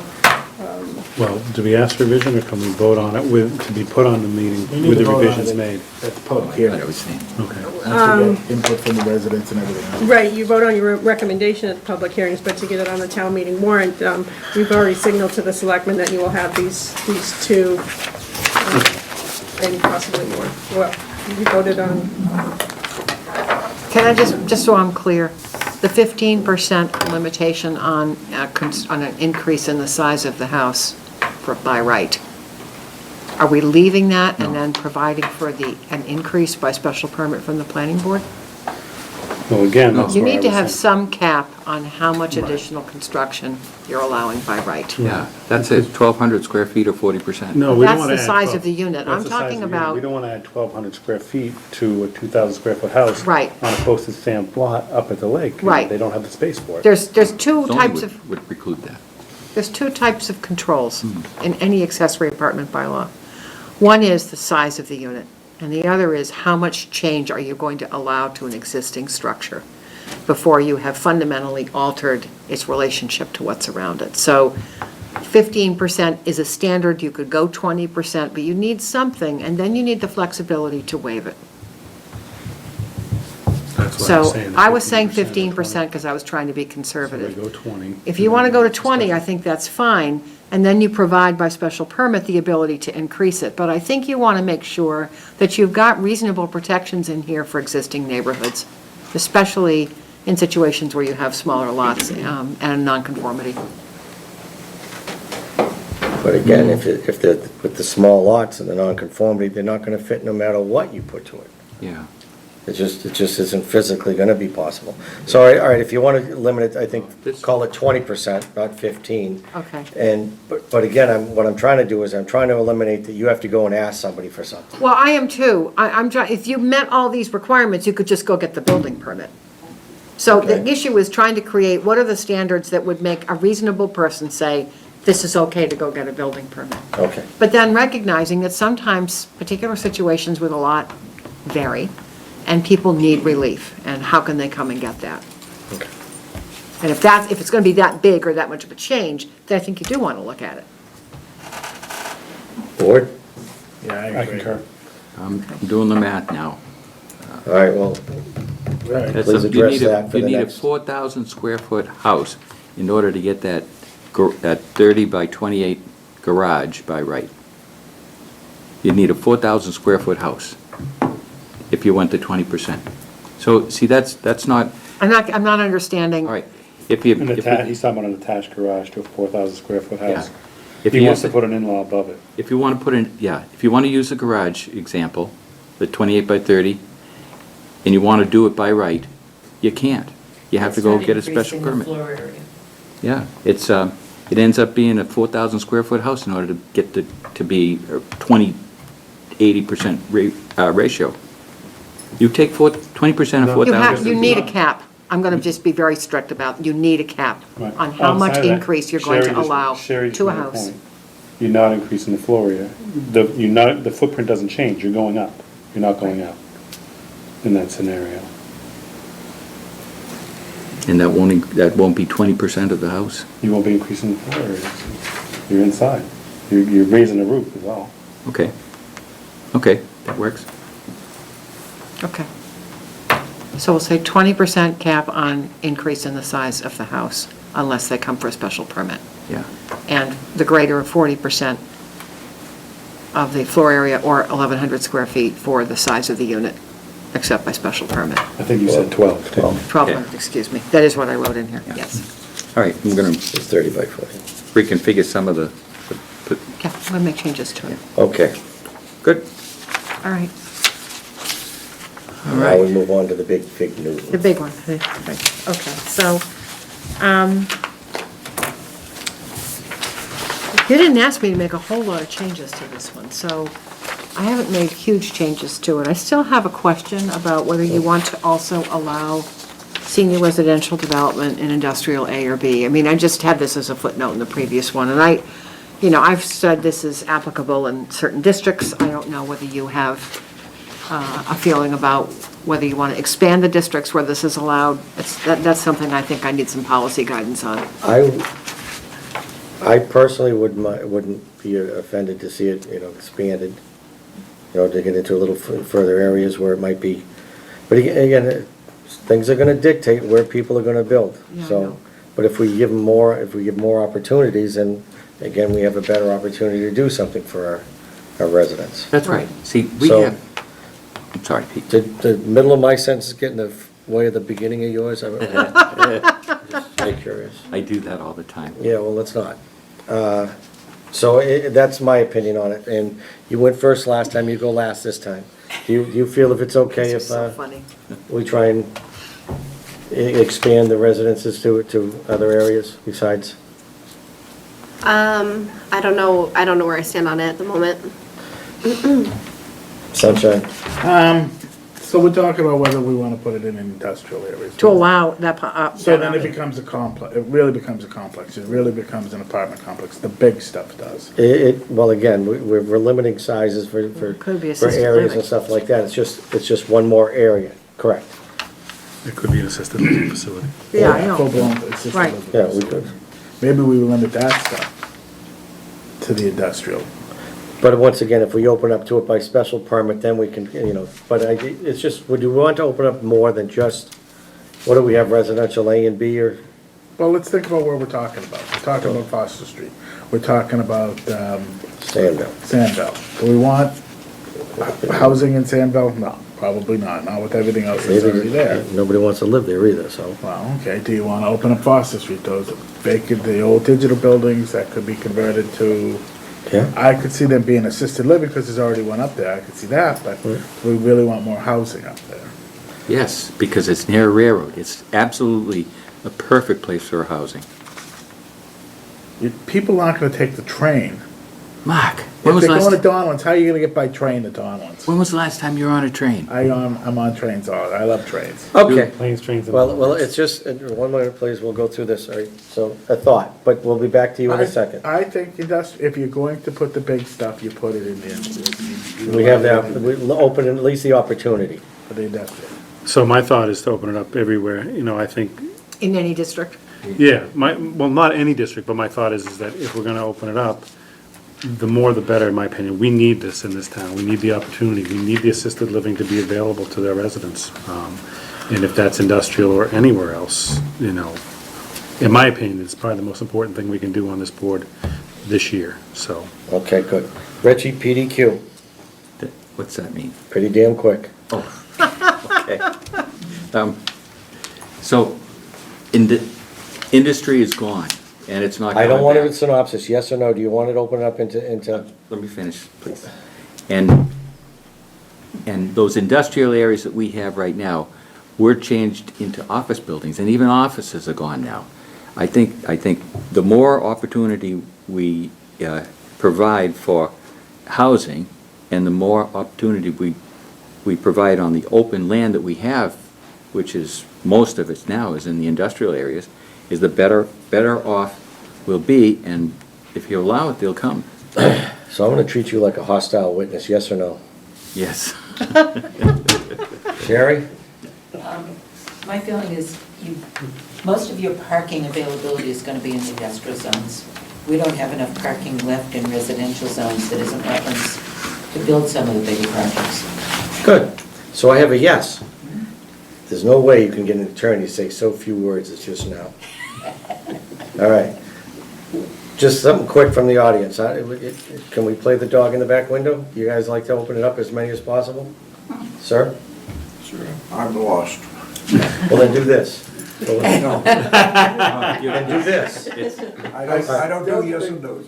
You should limit what goes in there. You can't just blanket let everything go in. I think you need to put the big complexes. If you wanna put the large assisted living facilities, they go in industrial. Okay, if we open it up to industrial or whatever, how can we put a caveat in there that will be, whether it be a town-wide meeting or a vote for something along that line, that say, okay, we want to put a 600 unit, let's just say Sandville, or let's just say this Foster Street into one of those buildings. We want to take this and turn it over. How can we do it so that we both open it up to mass development in all areas, but we also, yeah, you can look at it, we're not gonna say no, but we're not gonna say, yeah, do whatever you want. Well, I don't think you want to have people have to go to town meeting. Right, definitely not. Well, for a large, Right. no? Town meeting cannot be part of your permitting process. That's correct. Okay. Yeah. Do it by variance. You guys have all the control over that. Well, no, the planning board If- doesn't control variances. Right, so I think if we were to look at stepwise, this is a big leap for Littleton to add this type of use. Very good big leap, but I actually like Mark's suggestion of limiting industrial development. Which unit Yeah. goes into this area? To an industrial Right, component, more or less. the A large big units, the assisted assisted living and the, The facilities, Okay, you had in here some, 3 different age There's different appropri- uses. independent Okay. living. Yeah. Now, if that be the case, can we word it in such an area that one of those is for only in the zoning of which we're, Under applicability, I can add a paragraph that says that you can grant a special permit for an assisted living residence in the industrial district. Peter, those large units, Mark has a very good friend who builds large units. I don't think we should limit, I don't want to say that you're creating a special thing here, but I think we should open it up. I don't have a very good friend that well, I don't care who the hell Assisted builds the living. bloody thing. I don't care if he's your brother-in-law, your sister, your cousin. No, but what I'm saying is, Oh, yeah, my brother-in-law, so. we should not box in just big box things. Any kind of 55. Did you listen to what he said? Did you hear, sometimes you stop listening. See, people don't listen to learn, they listen to respond. Let's see if we can listen to understand. Just saying I could modify the applicability section so that certain uses would be allowed in the industrial district, And the but not only all ones of the that uses. I'm talking about, Richard, are the 5-story with an elevator, big complexes that you go from living in your apartment, as you need it, you go further down, there's a clubhouse there, there's the big units that almost look like an apartment. Big structures. Right. Yeah, I'm not- Put those in The Green industrial. Mile, the closer you get to the electric chair. I'm not saying we exclude those. I'm saying we don't make those proprietary to those districts. We allow all kinds of You can 55 put and them over. everywhere, but the only other place you can put them other than everywhere is industrial. That's the only other place. That's what I'm saying. You don't want a big 5-story, He's good. It's good. Well, that's what we're talking about, industrial. that's what I'm talking about. The only place that you would allow for housing in industrial would be a large complex. That's the point I'm getting. No, we should allow any kind of housing, Okay, 55 and over. let's in see if we industrial. can, I just need direction. oh, Jesus, Mary and Any Joseph. kind of There's a 55 and door. over. Can I No, have that because we direction? don't want housing in industrial. We're gonna have the same can- problem that we have We right can- now. We can have a All right. senior development that's Gentlemen. built out of small, single Hey, family enough, houses. stop. We will proceed on this in a few minutes after let's go further down into the thing, Okay. and we'll come back to this for a short moment. Okay. So the And- structure of this is, there's a variety of uses that comprise senior residential development. And someone coming to, it's single family, it's townhouse, it's independent living units, which are multifamily structures, assisted living, and then there's this concept of continuing care, which could be a mix of use types. And I just sort of define in here kind of what the requirements are for these different uses. They can have accessory, services, retail, office, and so forth to support the use. They can have adult daycare as an accessory use for senior residential development. There are density limitations in here for the different use types. And, Mark is correct that when you get into assisted living and independent living, those are denser projects. They tend to be larger bulk buildings, and the density regulations that are proposed recognize that. There are setback rules that vary based on the type of structure. A setback for a single-family home in an assisted living, in a senior residential development shouldn't be any different from the setback in a subdivision, but if it's a larger structure, you would want a deeper setback. So, to the concern about trying to make larger buildings accommodatable in a residential area, there's a larger setback that's involved here. It could be deeper if you wanted it to be. There are parking requirements that are kind of sensitive to the use. I think one of the things I want to continue to underscore is that this is not an age-restricted bylaw. It is age-targeted. And we talked about this at the last meeting, in order to kind of protect the marketability and market worth of these properties as people who purchase them decide to sell them or die. I mean, you've just got to be conscious of the size of the market that's coming down the road. So there's an age-targeted set of design standards in here, which really fit this sort of planning ease definition of visitability. I did correct 32 inches to 36. Thank you for that note.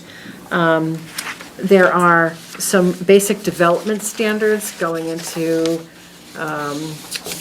section 173, 150. They're just some basic standards when someone comes to you with a special permit application and a site plan associated with it. What are the things that you're going to be looking for in terms of just basic design of the site and of the architecture. I tried to keep the procedural section short and sweet because there's no reason to to repeat here what it takes to apply for a special permit. You simply relate it back to your existing special permit section and the board's rules and regulations. There are a couple of criteria here that the board need to consider in order to grant a special senior residential development special permit. And then I've suggested adding a series of definitions to section 173.2 for a terminology that appears here that's not currently in your bylaw. I've also suggested, just to be clear, some modifications to your existing definitions of single-family and two-family dwellings. And you might want to just be aware of that. This would actually replace what you have now. Your definition for single-family and two-family dwelling is kind of old. Okay, do we have the existing ones so we can do it hard?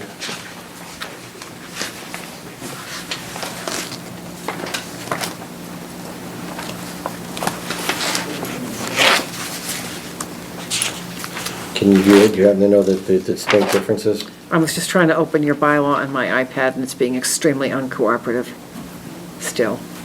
It's not happy tonight. I couldn't get into my phone either. I wonder if the internet's down.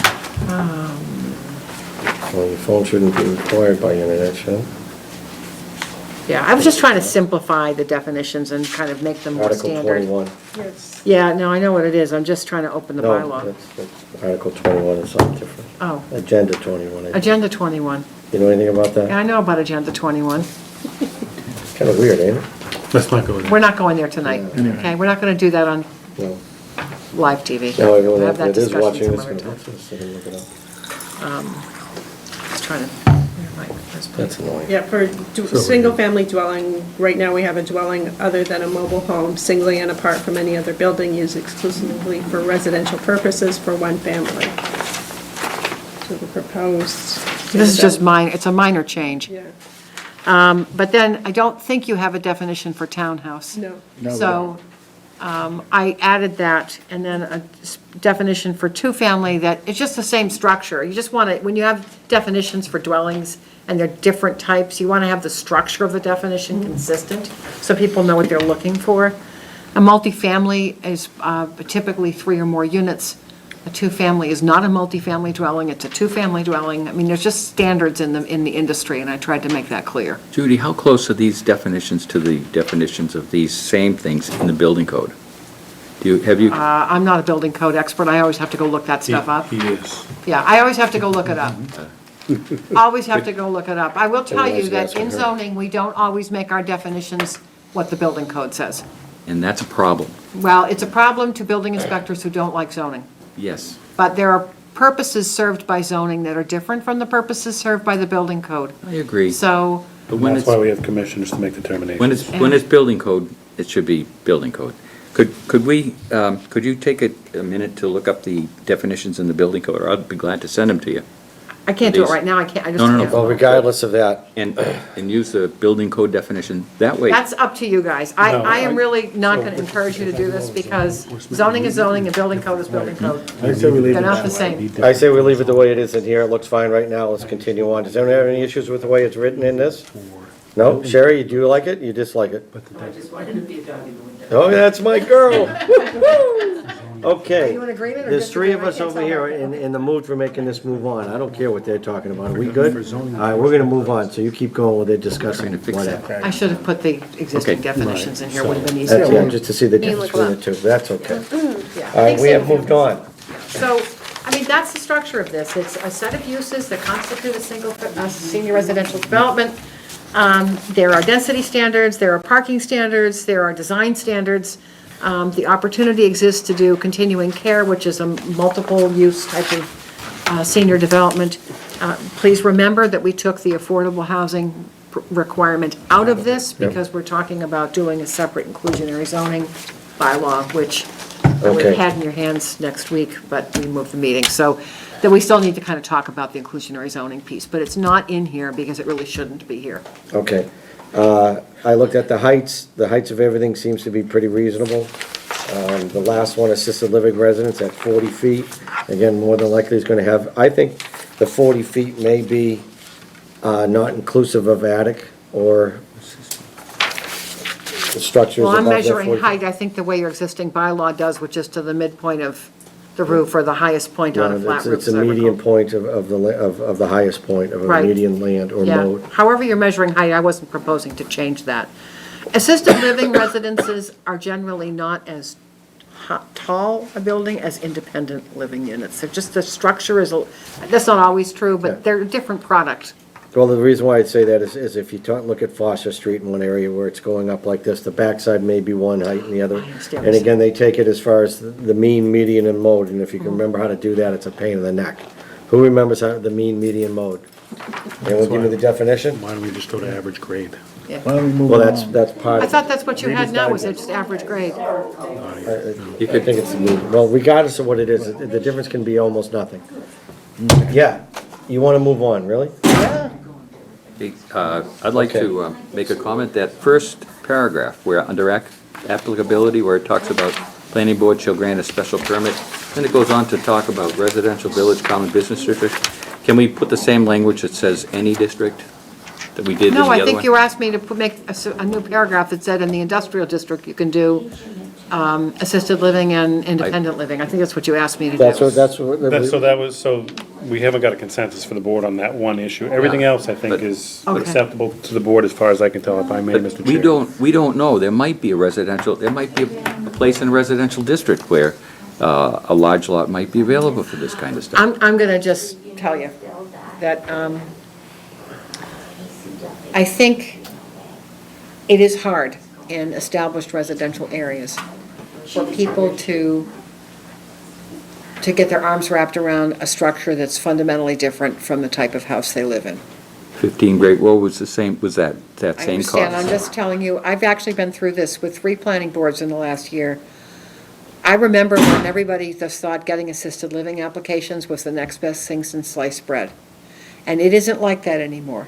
They tend to be controversial, they tend to attract litigation, because people see what they consider to be a business in their backyard.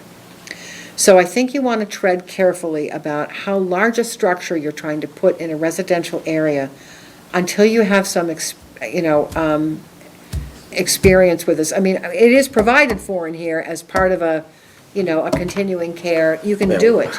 But I think if you're going to think about where you're going to put housing, I don't think you want to put smaller residential buildings in an industrial district. Exactly. It's a use I conflict agree with you, I waiting to think, happen. I like that, we'll put that to the board just as it's termed. The, Aye, un momento. Would you like to make a comment, Sherry, please? I got a compromise. What about- Please give it. What about numbers 1, 2, and 3? Detached singles, 2 families, and townhouses in residential, village common, or business district. Then you take 3, 4, 5, and 6 in village common, business, and industrial districts. So you keep your It's 1s fine with and me. 2s in the residential only. And Exactly. you don't put your big projects in the residential. perfect, I think that's Perfect. fine, it's a policy decision. that works for me. You are a damn genius, woman. Good night. Drop the mic. But what I guess I would also just say, just to finish the thought, there is a lot of angst in residential neighborhoods about having these larger buildings in their backyard. On the other hand, there are ways to buffer them. And, I think you have to decide, what are you trying to accomplish here? If you're trying to make it possible for people to have choices about where they're going to live, by saying you can only do assisted living and independent living in an industrial district is really limiting choice. No, I said business and village common. But I'm saying, Opens it up. but not in residential district. Not I'm just residential. saying, all I'm saying is, you're kind of, Let's- you're limiting choices, that's Yeah, all I'm saying. let's say that the Cooper property just out of hate. What would happen if we took that entire back side of that thing and rolled it around and kept the front of it open as open space land? And the back of it, we turned into this assisted living where you can almost hardly even see it from the road. Now, if we turn around and say we can't put that in a residential area, then we screwed ourselves for that opportunity to happen there, correct? Correct. So I can see your reasoning, but you can also, if you take it out of it, there are some places that are zoned residential that it might fit in perfectly with. because there's not a bunch of houses all around it. So so why don't we make that by special permit? So that, Well, it is by special permit, but I'm saying, I mean, you could make the setback deeper. I've got a 50-foot setback right now. For these larger structures, you could make a deeper setback. Yeah, You can do that under your permit conditions, you don't No, have to. Well, the bylaw needs to tell people what the dimensional requirements are that they're gonna have to meet. well, a 50-foot setback is nothing. I mean, it just isn't. So I think it'd be, If you want to increase it to 100, you can do that. yeah, I would prefer, it if we're gonna do that. I like Mark's ideas about allowing it, these type of things go into that thing, and to allow it also, not just residents into that. So that, his position, I like that. Richie's, I like part of yours, but I honestly, I don't want to limit us, that you can only put it here, you can only put it there, and only by special permit. I like to see 100-foot back on some of these things as opposed to 50. Yeah, but I'm not saying limited to this and that. Sherry had a great resolution. Allow number 1 and number 2 in the residential, village, common, and business. But you've locked us out of the other ones. Yeah, you told me that the assisted living should be in the residential too. I think the way you wrote it originally, with allowing it to be in any area, and again. All right, then let me flip it then for you. Okay. Okay? So you allow all of them in residential, but you do not allow the housing ones, the single family, the townhouses, and the other ones in industrial. that I agree with. Okay? Yeah, I agree. Yes. Because our industrial is gone. It's open space right now. No one's building in We don't industrial. You don't want single family and. You don't right, want Mark. single family and industrial. But Mark, maybe the townhouses, because you get the back of an industrial park and do a project with townhouses, especially some of the senior townhouses. Perhaps that townhouses, but not Maynard's single got residents. and Yeah, Hampton's got, maybe, that's nice. but not single residents. By special permit, residences, 2 families, townhouses in This is all a special permit. all Right. special. Yeah, look at where It's industrial, all special permit. industrial is from the tracks all the way down to the Boxborough line. Why couldn't we put residential in there? Listen, we want to try and limit as much residential as we can. This is senior residential. It's It's any not. kind of residential. It's not. called It's targeted, but it's But not. It's not, it's anybody. Age-appropriate design. If we want Littleton to stay like Littleton, we're gonna have to be smart about what we allow to be built here. And it's That's why- what we're doing here, planning. Stop. Just stop. Okay? So can you tell me, just to be clear, can you recap for me what we're doing? Jesus, Mary and Are we Joseph, no. going to allow all of these everywhere, but we're not going to have single-family or two-family in the industrial district? Is that what we're saying? I think that would be a fair assessment, yes. All right, I can. We'll I look can at accommodate it, that. just, we can play with words later. I just gotta get by this now. Okay, Okay, please? Thank you. this is an easy one to fix. Oh, yeah. So I'm left out of the decision then. No, you're not left out. We're just The moving majority on made now a because you're beating the horse to death. The horse, just grab your bridle, grab your saddle, and just move on for a little while. Just let it go. So It's not done. I'm out of the decision. Well, We still regardless, have to have public hearings on it. This is just what we're gonna present. If you wanna what make you a guys point when want. everybody, Well- no, when everybody else. all right, all right, whatever Richie wants, it's his turn, come on. Whatever you want, Richie, what do you want? Guys, What do this you is an want? easy one. Just make a majority decision. Then we just did, I Okay, thought. then I think then it's done. I mean, Okay. for now, I think it's done. Don't be a Democrat and whine that you lost. Look, Just- I'm just asking for more opportunities for senior living. Correct. We have all we need right now with Creating this. lots of opportunities. We've just created a, Maybe we should ask the audience that. I don't think let me tell you, you're creating opportunities, lots of opportunities Yes, way that do more. not exist in this town right now. I don't think a debate over whether single-family and two-family homes being allowed in the industrial districts is gonna matter a hill of beans, to be honest with you. it's not I don't think it matters. townhouses, that's what they're gonna. You gotta get over the bigger hump of, are we going to allow larger structures that might be Hey, rented? listen, when she's speaking, Bigger please, issues. we've paid her the money to come here and have this conversation. When you two are speaking over her, you're obviously not hearing that she's making sense. You do it to everybody else. I'm trying not to, but I want you to, she just made perfect sense to us. I've heard her. What'd she just say? Sherry, don't leave. Okay. Do you believe you did okay with the direction? I Wait. think I've got it. I think Okay, I have thank what you. you want. So Okay. I need to turn these around. We're planning to do the public hearing on these in early April? Yeah, but we need a draft for the town meeting warrant. Yes. By March 24th. And we need to get it to town council before then. Yeah, much earlier is better. Yeah. Judy mentioned inclusionary zoning. We Yeah. still have the opportunity to do that if you will add a meeting. It's up to you. I don't, I think we have enough on our plates right now to take care of You this have a lot on your plate, but we've before we made, go to inclusionary. I mean, I will zoning. write it for you, and if you want to take it in the fall, that's fine. I'm not gonna not do it for you. But I'm just concerned about how much you're trying to take to town meeting right now, but that's up to you guys. Let's write it. Oh, I will definitely write it. Yeah, It was a public notice. before you're all done. Oh, Yeah, yeah. absolutely, Yeah. but I just think we have enough to bring to town meeting with with what we have, and the master plan on top of it. Give us some time to work on it during the summer and into the fall. but That's my it's- opinion. It's up to you guys. How do you feel about that? I'm okay with letting go inclusionary zoning bylaws right now, but I did want to talk about the retail sales of recreational marijuana. The inclusionary one, meaning the, D, letter D here, inclusionary zoning bylaw. I don't want to try to address it this session. which one? About that. What do you think? You think we have enough? Well, I'll have All right. people be glazed over at town meeting. No, I'm good. I'm good holding off the inclusionary zoning for fall. I'm so glad I don't have to write the recreational marijuana, and I don't have to, anything to do with that.